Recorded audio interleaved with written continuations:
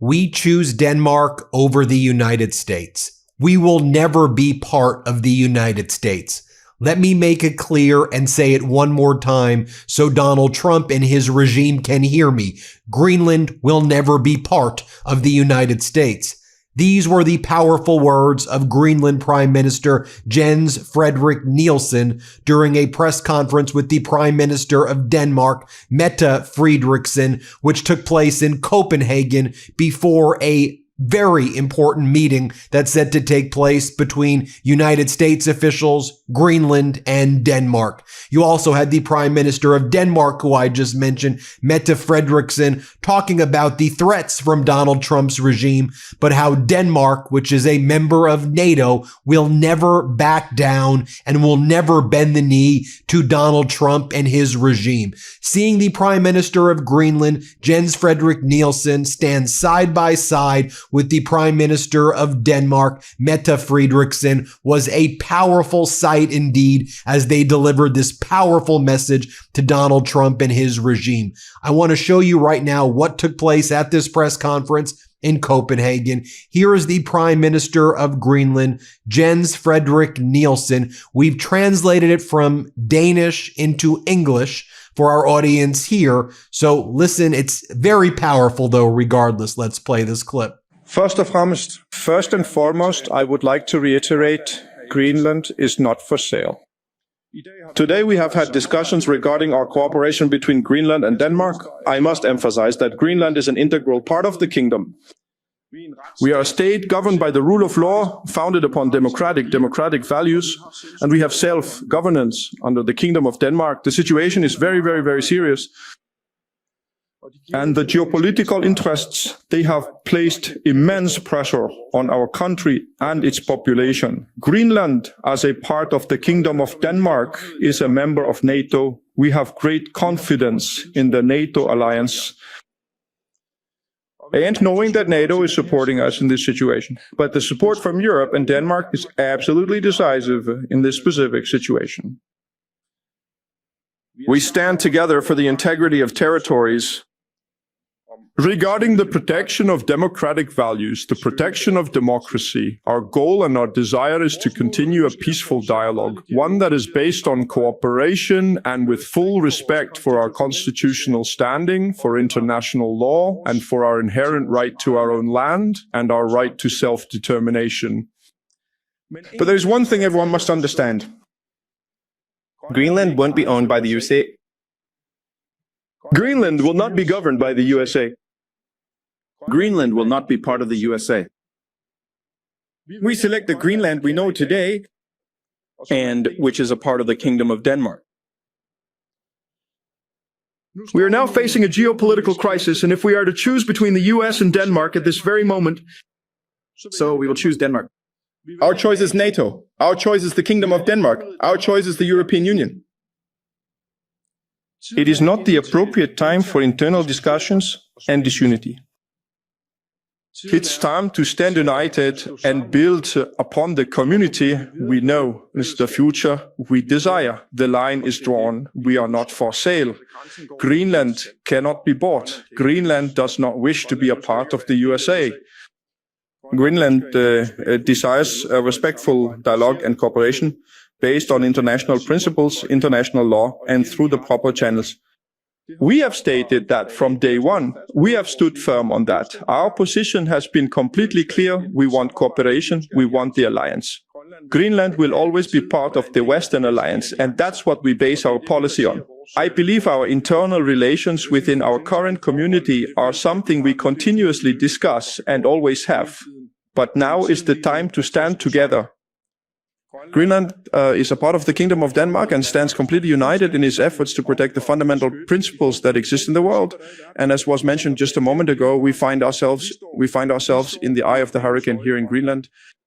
The Greenlandic population has been subjected to this pressure for a longer period of time now. But it is also a question concerning the world order we know. If one begins to compromise the principles that have been carefully built up over many, many years now, it is only then that the Kingdom of Greenland, but also the rest of the world, can begin to look into some serious challenges that are going to be Yes, that's going to be difficult to contend with, to be honest. Then you have Denmark's Prime Minister, Mette Frederiksen. She spoke, and here's what she had to say. Let's play this clip. Velkommen alle sammen i mere. Welcome everyone. For more than a year now, we, the nations of Greenland and Denmark, have been confronted with the challenge of navigating a truly unfamiliar and profoundly difficult situation. We have taken the initiative to further bolster security in the Arctic region. We have strengthened the bonds among us within the kingdom, and we have successfully built even closer alliances with partners and allies all across the world. It has certainly not been an easy endeavor to stand up against the utterly unacceptable pressure from our closest allies, a pressure that has persisted for a lifetime. However, much also indicates that the most challenging part of this now lies directly ahead of us. And it has, throughout this process, become increasingly clear. Even though it is the Greenlanders who primarily feel the insecurity, and even though we in the entire Commonwealth have had to listen to many insults, there is something much more fundamental at stake. This is not just about Greenland or about the kingdom. This is about ensuring that borders cannot be changed by force. You cannot simply buy another people. And it's about ensuring that small countries do not have to fear larger nations. That is precisely why we clearly state our opposition. And that is why many of our allies are doing exactly the same in the Nordic region, throughout Europe and across the rest of the world. We are standing up not just for ourselves alone, but for the world order that previous generations also built on our democracy. Tomorrow, Greenland and Denmark will meet with the USA. We come together, we stay together, and we go together.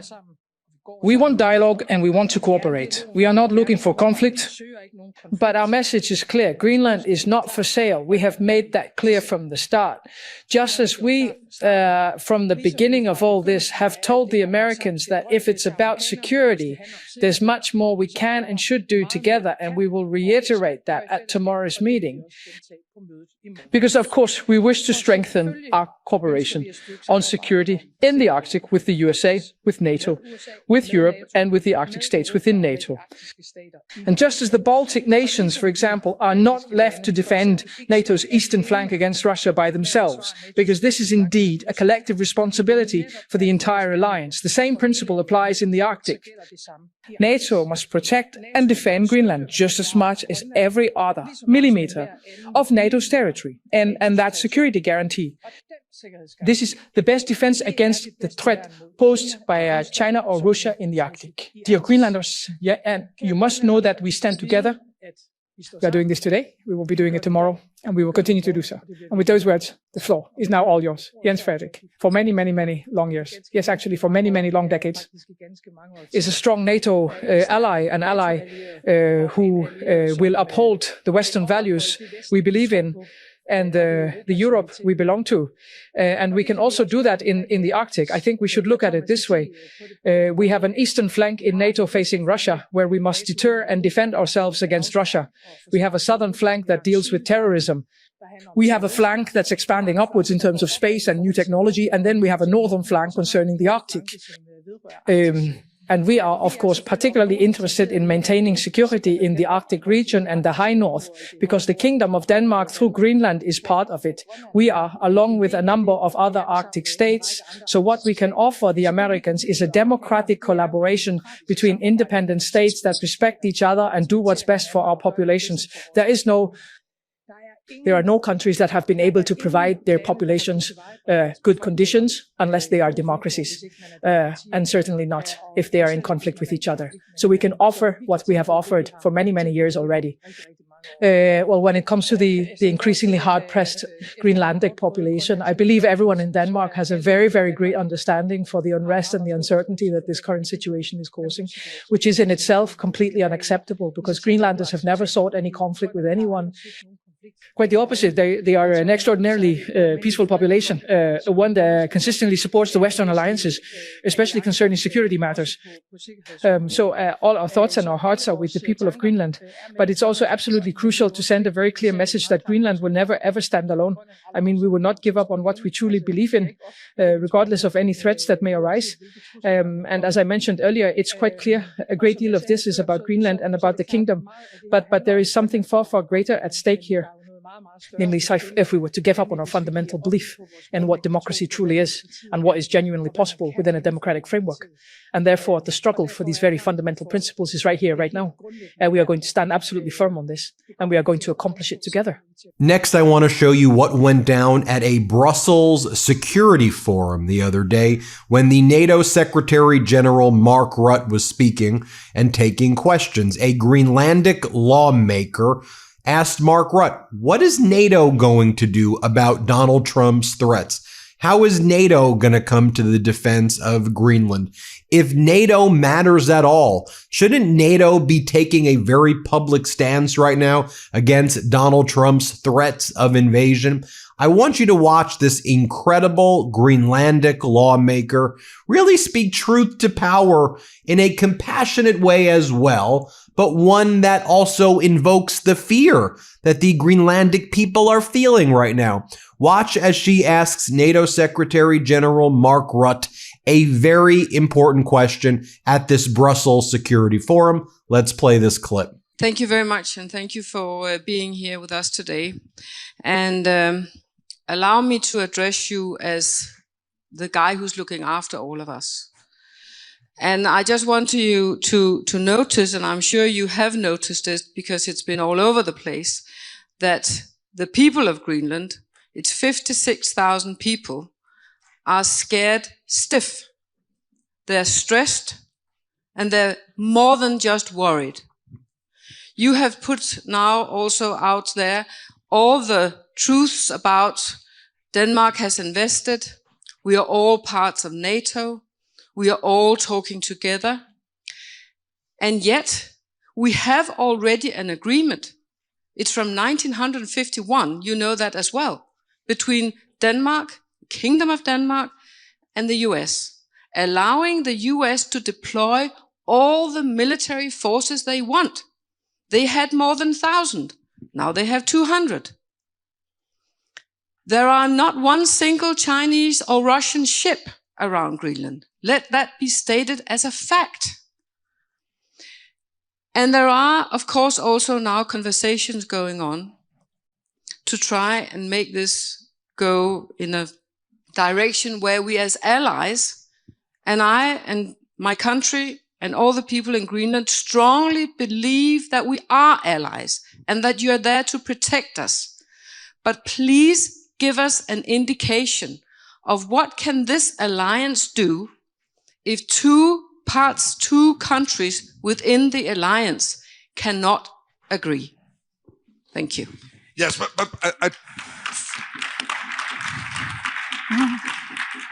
Thank you so much for that very well put question. But you have to respect the fact that when there are discussions between allies, my role has to be to make sure we solve issues. And when it comes to the protection of the High North, that is my role. I can never comment on that. That's impossible in public. And what I'm doing, and with the US and Canada and all our allies in Europe, is to make sure that we not only concentrate about Greenland. This is an issue about the High North. This is an issue about the Arctic territory.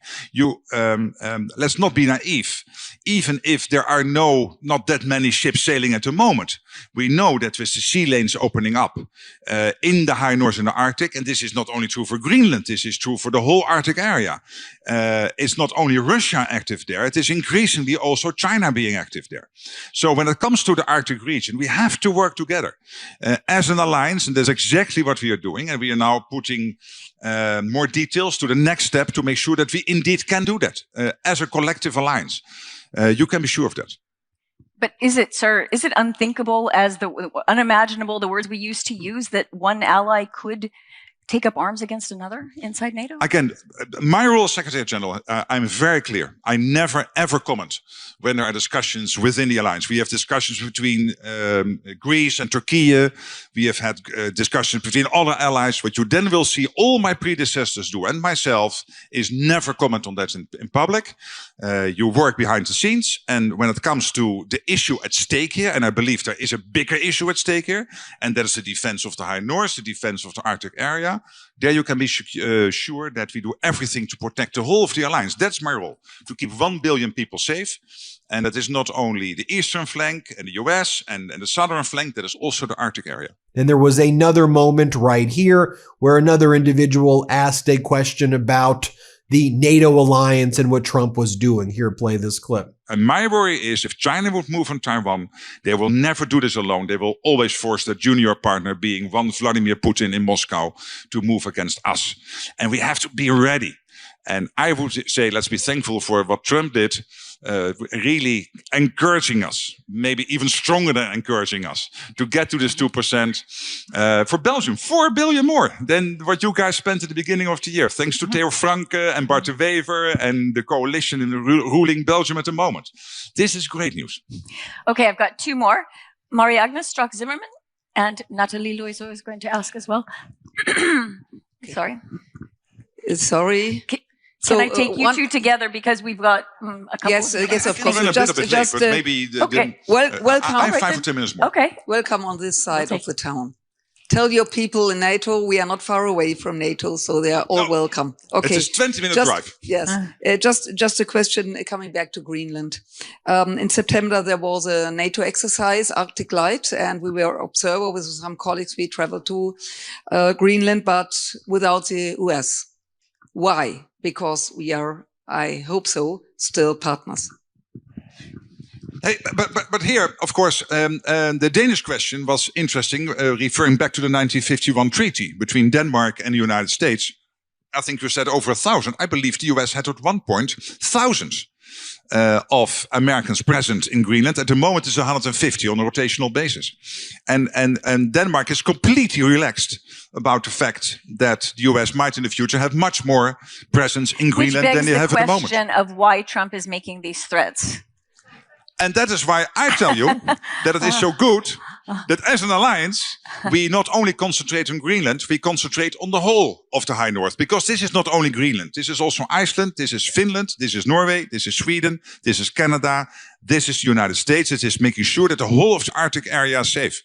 And we always look at the map, of course, the Mercator map as we have it since 1600, as we see it. But when you look at it from above, you can see the threats which might emerge if these sea lanes open up in the coming years. And then at this global forum as well, the moderator was doing a good job, I think, pressing Mark Rutte, NATO's Secretary General. Let's play this clip right here. Okay, but I really asked about Greenland specifically. Is there any single ally who would support the US forcibly taking Greenland?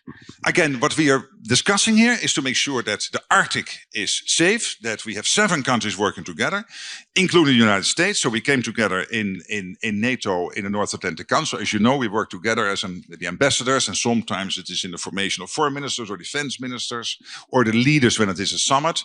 We call that the North Atlantic Council, a bit like you have the European Council in Europe. And the North Atlantic Council came together at the level of the ambassadors and decided that we have to step up collectively. We all agree on this. And when it comes now to the next steps, we also all agree that we have to take those next steps, and we are working on that diligently at the moment. And Denmark did this. I mean, over the last year, it spent $14 billion additional dollars, including on defense for Greenland specifically. It has enhanced its missile defense. It's got new Arctic vessels. It's really spent a lot of money and put a lot of time, perhaps acknowledging that it should have been done earlier. You know, this is something that allies can agree on. But I still have to come back to the point: how would Arctic security be enhanced if the U.S. invaded Greenland? But again, and therefore my role is to make sure that the alliance as a whole is doing what is necessary to keep the whole of the alliance safe. And you're totally right on Denmark. Denmark is investing in Boeing P-8s. Denmark is investing in long-range surveillance drones. Planes for those non-NATO people. Yeah, they are also investing in more F-35s, and they are investing in air-to-air refueling. And all these capabilities you need, not only to keep Denmark safe, to keep NATO as a whole safe, but also to make sure that when it comes to the Arctic region, and for them, of course, a special priority when it comes to Greenland, to stay as safe as possible. But again, I never comment when there are discussions between allies. I'm doing exactly. My best. So we agree. But I can tell you that when we talk about the security of the Arctic region, there is no disagreement within the alliance when it comes to that issue. And that is not only pertaining to the 7 who border on the Arctic, that's also true for other allies who are very much involved here. You have seen comments from the Brits and from the Germans who all want to help here to make sure that the Arctic region, that is US, Canada and Europe. Now, Donald Trump was asked about his response to the fact that the premier or prime minister of Greenland said today that we prefer Denmark over the United States and that we will never be part of the United States. Trump's like, well, I guess that's their problem. Here, play this clip. On Greenland, sir, the premier of Greenland said today, we prefer to stay with Denmark. Do you see that as the final word? That? The premier of Greenland. Well, that's their problem. That's their problem. I disagree with him. I don't know who he is, don't know anything about him, but that's going to be a big problem for him. Now, as Daniel Korski writes, instead of the U.S. taking over Greenland, maybe it should be reversed, with Greenland annexing the United States. The average work week in Greenland, 37 hours versus the United States, 42 hours. Paid sick leave in Greenland, guaranteed. Paid sick leave in the United States, 0 days federally. Paid parental leave, 52 weeks in Greenland, 0 weeks federally in the United States. Healthcare in Greenland, universal. Healthcare in the United States, well, GoFundMe. University tuition in Greenland free. University tuition in the United States, $10,000 to $80,000. Vacation, 5 to 6 weeks mandated in Greenland. Vacation in the United States, negotiable, which really means non-existent. Americans gain sleep, healthcare, time off, and dignity. Could be a good deal for you to be annexed by Greenland. When we talk about Arctic security, as well as you heard Prime Minister, or you heard the Secretary General of NATO, Mark Rutte, describe, I think it's important to note, though, how Donald Trump is just really weakening the United States and emboldening places like China. And, you know, as Donald Trump continues to attack Canada and Greenland and elsewhere, look, Prime Minister Carney is heading to Beijing today, and he will be meeting with Xi Jinping. Mark Carney writes, China is our second largest trading partner and the world's second largest economy. A pragmatic and constructive relationship between our nations will create greater stability, security, and prosperity on both sides of the Pacific.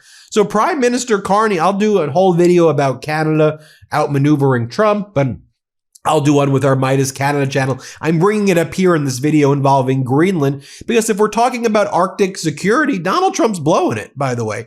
Donald Trump is looked at as a more unstable, less predictable, and more dangerous actor than China. And one of the things that Carney's going to talk to Xi Jinping about is removing the tariffs and trade barriers on electric vehicles in response for China easing its counter tariffs on Canadian canola and seafood. And I think there's going to be big announcements coming out of that meeting. And just look at Donald Trump's disrespect to Canada and Mexico. Trump's like, I don't care about the United States-Mexico-Canada agreement. Well, guess what? Prime Minister Carney hears you loud and clear. That's why he's meeting with Xi Jinping right now. Here, let's play this clip as well. You don't think you're going to renegotiate USMCA? Well, I can. It expires very shortly. Yeah. And we could have it or not. It wouldn't matter to me. I think they want it. I don't really care about it. So it might go away.